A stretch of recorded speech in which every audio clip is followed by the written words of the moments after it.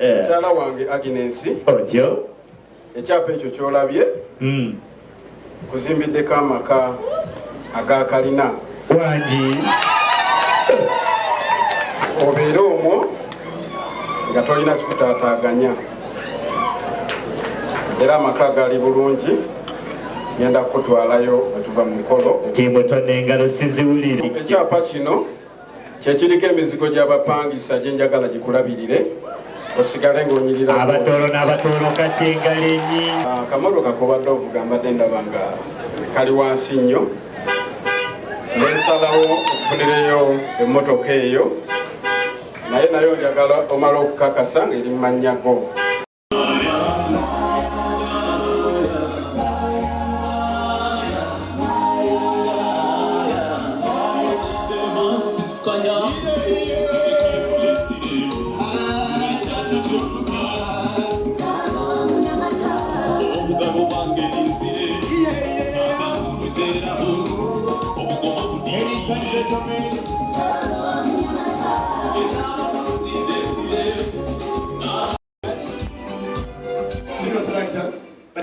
Yamata collection, please. Tutuge mkeka kagumu rudi ya bili one staff member. Nsikiliza kwa sakazindani. Wale mwana mwana tekaliza wa programu abagahina abagahikati abagurisi nywena kubitinisa byanyu kirize batangire kino nakubara mukyaho usibiremo n'abagurisi n'abakayikora turakurunge bwekaro ikara n'amasemerero ubwogenyi kabundi bakusemerero kwata mugenzi wawe mu ngaro muramukiye ukibashukuru kwikara n'omuntu muramukizeo kandi kuri kutabizi nubona bosangiro muramukize n'omugarukamo ubona mukiya mugenzi wawe ubundi kikuhenikana ubona mukiya omuntu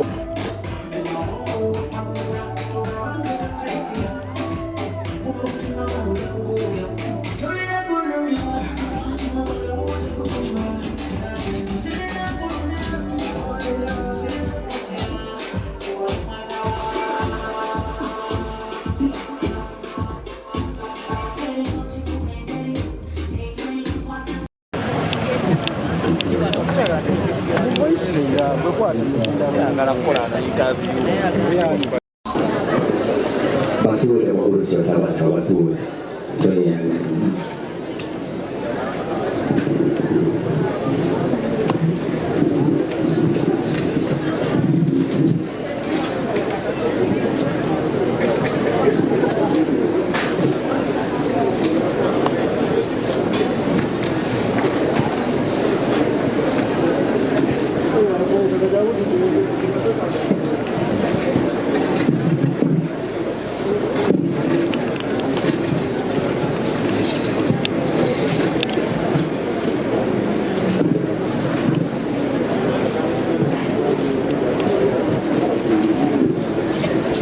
sebo mugurusi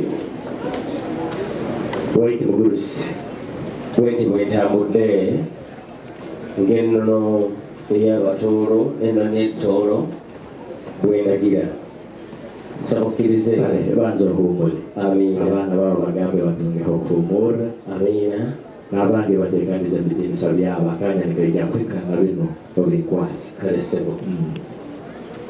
Give us this day our daily bread. Forgive us our trespasses, as we forgive those who trespass against us. Lead us not to temptation, but deliver us from evil. God our Father, we thank you for the gift of life and for the gift of this day. Indeed, this is the day you, Lord, has made. Let us be glad and rejoice in it. Lord, we thank you again for your sons and daughters who have gathered here this afternoon for this wonderful and important function where our daughter, Kansima Agnes, introduces her husband, Anthony. Lord, you are the one who ordained marriage into a sacrament, as we read in Genesis chapter 2, verses 18. Otubere mukama otubunduguleko mikisa gyo era baffe omukumenga.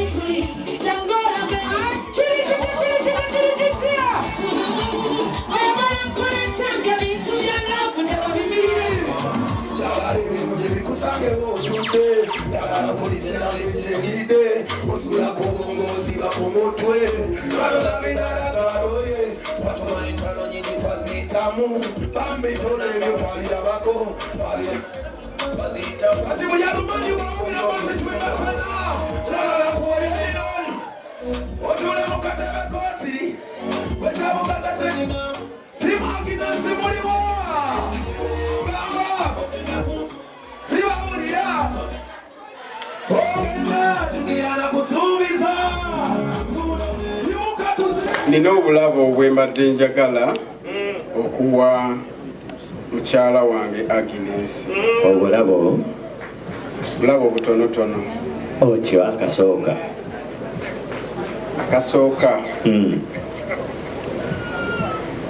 Mukyala wange Agnes, njagala osooka onsomereko wano nkutegeeze.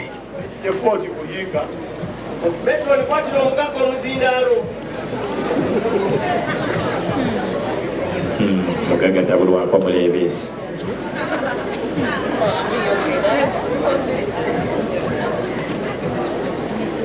Sooka okukuba oluyi manye obumu okubujjamu eddoboozi enakuba mumalirivu ng'eyafumbibwa omukono. Agambye atya? Tugarukiremu abwole.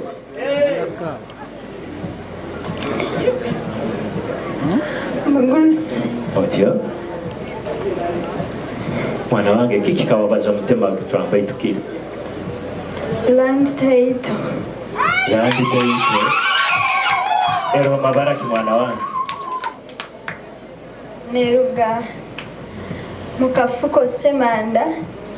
Otyo? Neja mwakansime Agnes. Abatoro kati engali enyingi omwana bamuhiita.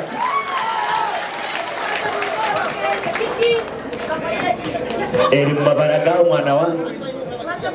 Yemuka omusajja omungwere mukifuba banza omungwere mukifuba mwana wange itaka lyabiro bimulwanga. Ondi naserra ebbafu y'itaka, ondi naserra akataasi bakuhitaka lyo. Engara abatoro n'abatoro kati bojjo. Ruhangishitwe ruhango mwana ruhango moyo.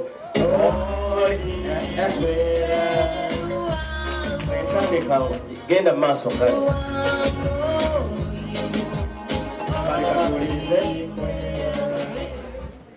Otyo Tonny wanganti olina obulabo naye bannaye Tonny mwekoze ebintu kyoga nti ako kayise kalabo kyekyapa kyettaka mukyala wange Agnes otyo ekyapa ekyo kyolabye kuzimbiddeko amaka agakalina wangi abatooro kurunga kutandikira mu ihali obwalo lata kuteera ngalo omanye ndi ihali ekitongera kukolaki obeera omwo nga tolina kikutaataaganya era amaka gali bulungi ngenda kukutwalayo bwetuva mu mukolo timu Tonny engalo siziwulira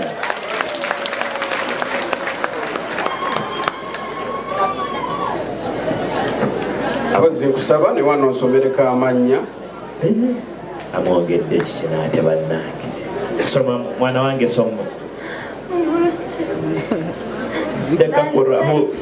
naye olande taito Neruga otyo Musaku Tonny owalungujja Lubaga Division Kampala otyo Neja Mukansime Agnes Lubaga Division Kampala hurra engalo bamuha n'ekyakabiri bwoti mwana wange okozire kiki ekyapa kino kyekiriko emizigo gy'abapangisa gye njagala gikulabirire osigale ng'onyirira abatoolo n'abatoolo kati engalo ennyingi nangwa Tonny lindako kati kansooke empulire kansibi Agnes agyabwoli nangwa wemmere banzo yemmere mwana wange wemmere ninkimanya ekyoroho banzo yimukiza abatoolo bano mpurre kukusemererwaho kirokiru